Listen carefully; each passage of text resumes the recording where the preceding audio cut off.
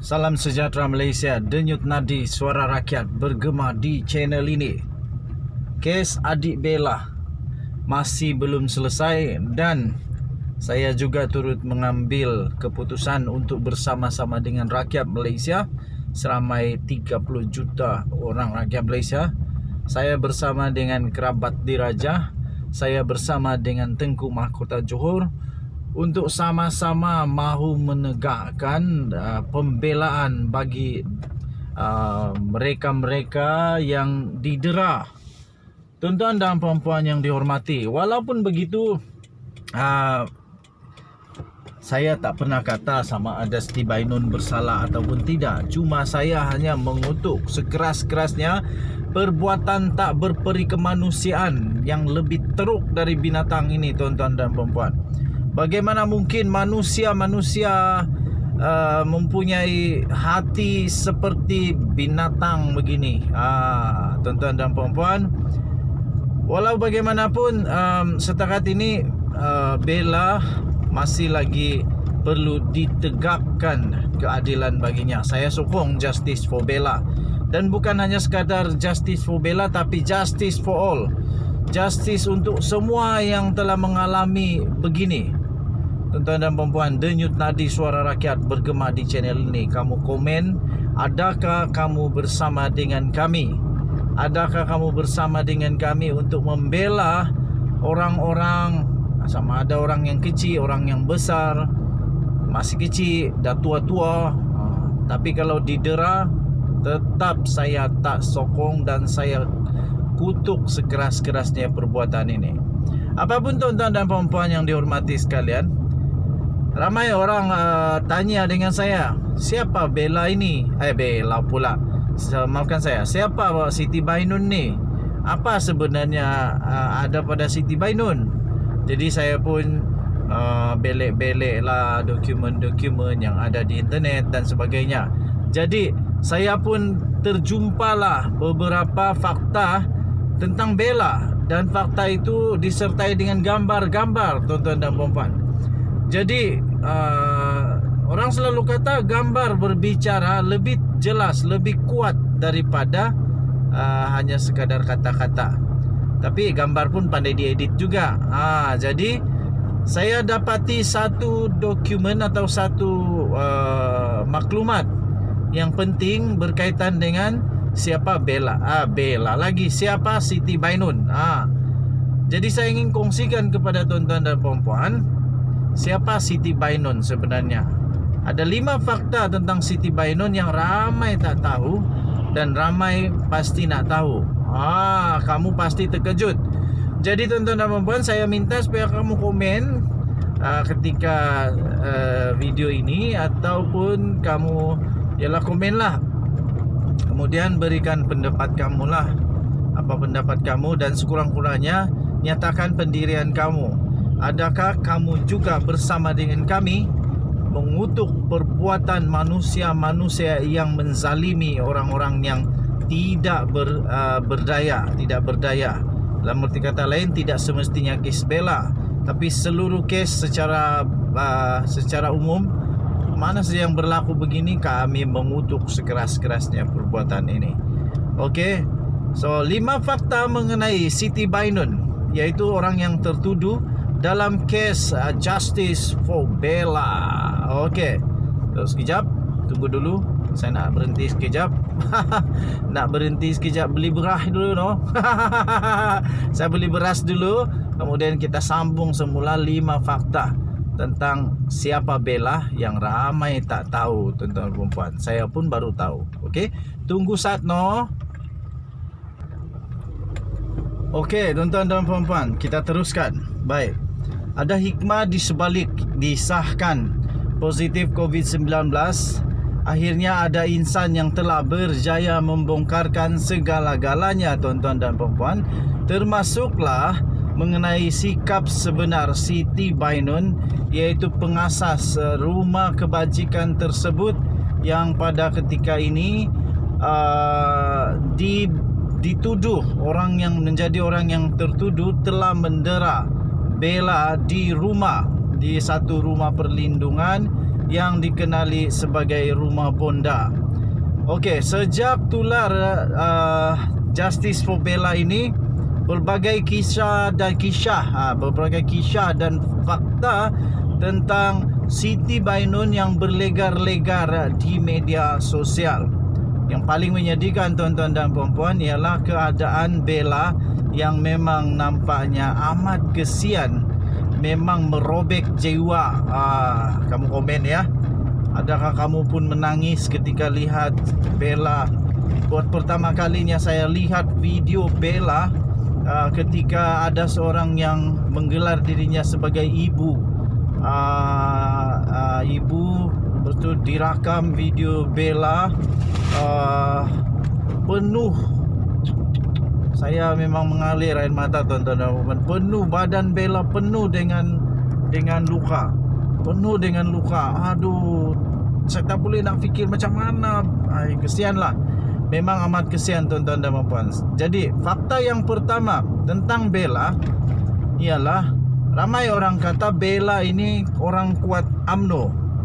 Faktanya ialah ya betul, Bella ini orang kuat UMNO. Walaupun begitu, itu dulu tuan-tuan dan puan-puan, itu dulu ya. Dan satu lagi yang saya ingin tegaskan, jangan kamu samakan Bella dengan UMNO. Tak adil lah begitu. Takkan Bella pula. Minta maaf, bukan Bella, Siti Bainun. Siti Bainun orang kuat UMNO. Memang betul, tapi itu dulu. Dan tak adil untuk Siti Bainun sama tarafkan dengan UMNO. Takkanlah Siti Bainun seorang yang dituduh telah mendera, kemudian semua UMNO sama. Tak boleh lah macam tu ya. Okey, walaupun begitu, saya ingin kongsikan kepada kamu fakta-fakta tentang Siti Bainun ketika berada bersama dengan UMNO. Nombor 1, Siti Bainun bukan lagi naib ketua Puteri UMNO bahagian Ampang. Okey, memang betul dulu dia memang adalah naib ketua Puteri UMNO bahagian Ampang. Tapi sekarang ini beliau bukan lagi bukan lagi naib ketua Puteri UMNO. Rata-rata netizen mendakwa bahawa Siti Bainun merupakan naib ketua Puteri UMNO bahagian Ampang yang dilantik sejak tahun 2016 yang lalu, yang kemudiannya telah menawarkan diri sebagai calon ketua Puteri UMNO bahagian Ampang dan calon Parlimen Belia Malaysia pada tahun 2018. Menerusi catatan carian daripada terkini daripada murai.my, Bainun tidak menggalas jawatan berkenaan bagi sesi ini, iaitu tahun 2021. Jadi bukan lagi naib ketua Puteri UMNO bahagian Ampang. Okey tuan-tuan dan puan-puan. Nombor 2, Siti Bainun yang mengejutkan ialah beliau adalah penerima anugerah Tokoh Muda Puteri UMNO Malaysia. Walau tak sangka Siti Bainun ni rupanya orangnya baik. Tapi macam mana kalau betul dia buatlah? Harap-harap dia tak buat. Kalau betul dia buat, macam mana ada tiba-tiba iblis merasuk dirinya ni menjadi macam begini? Rupa-rupanya beliau adalah penerima anugerah Tokoh Muda Puteri UMNO Malaysia.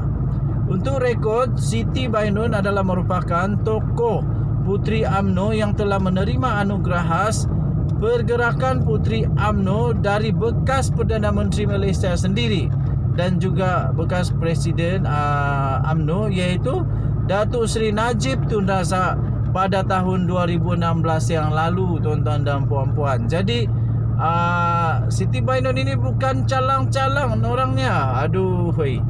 Okey, seterusnya nombor 3 tuan-tuan dan puan-puan. Setelah kerana perkara-perkara itu, Siti Bainun dikaitkanlah dengan Datuk Seri Najib Tun Razak. Malangnya, Datuk Seri Najib Tun Razak menafikan bahawa beliau kenal rapat dengan Siti Bainun. Laju kereta tu lah, bahaya sungguh. Patut kena ambil tindakan tu. Double line dia boleh potong line tu. Bahaya. Lepas tu ada motor lagi depan. Tak apalah. Susulan daripada pendedahan daripada netizen mengenai Bainun adalah merupakan penerima anugerah khas daripada Najib pada tahun 2016 yang lalu. Walaupun begitu, bekas Perdana Menteri Malaysia itu, iaitu Datuk Seri Najib Tun Razak, telah menafikan bahawa beliau kenal rapat. Walaupun ada satu gambar, ada disertakan gambar, ada satu gambar di mana bekas Perdana Menteri itu telah memberi hantaran itu, dan Datuk Seri Najib Tun Razak secara personal di dalam Facebook Najib Razak. Wah, harap-harap ini Datuk Seri Najib Razak lah yang buat, bukan admin dia. Nanti Datuk Seri Najib Tun Razak tak tahu pula, susah. Okey. Jadi Datuk Seri Najib Tun Razak melalui Facebooknya telah menafikan bahawa dia mengenali Siti Bainun. Okey. Dia mengenali secara rapat. Maafkan saya, mesti ada perkataan yang lengkap. Datuk Seri Najib Tun Razak menafikan beliau kan kenal rapat. Kenal rapat dengan Siti Bainun. Okey, baik. Apa lagi ya? Okey. Nombor seterusnya yang ramai tak tahu, sebenarnya rumah bonda, iaitu yang dijalankan oleh Siti Bainun.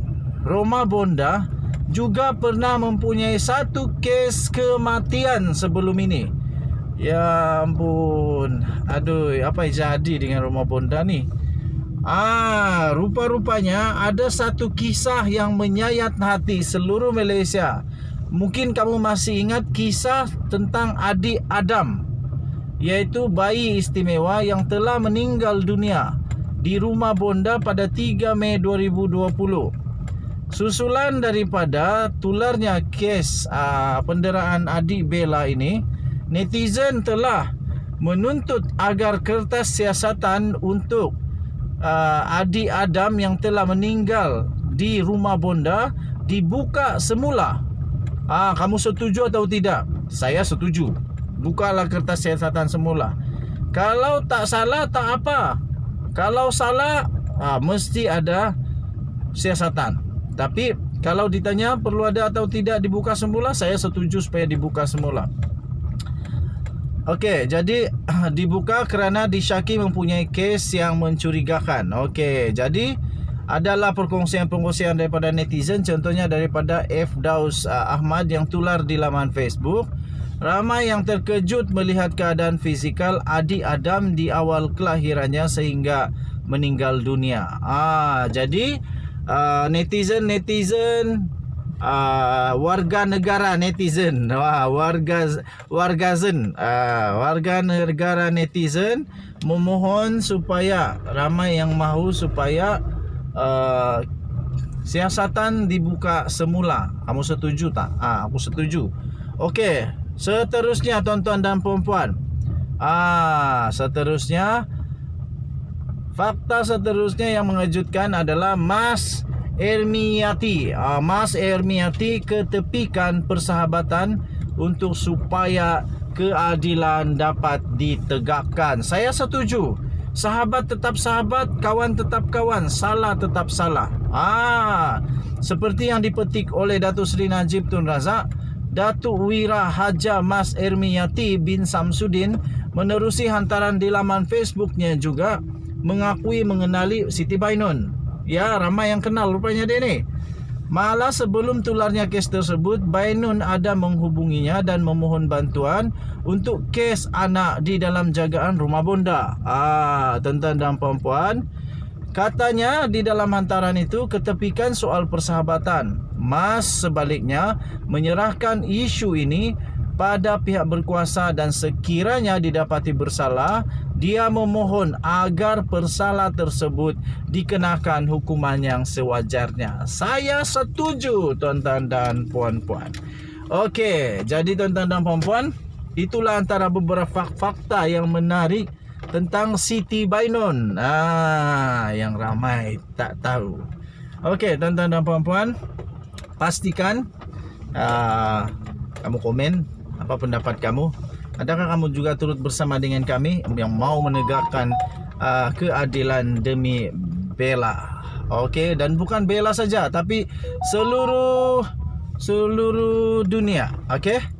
Kita jumpa lagi Denyut Nadi, suara rakyat bergema di channel ini. Kita jumpa lagi. Bye bye.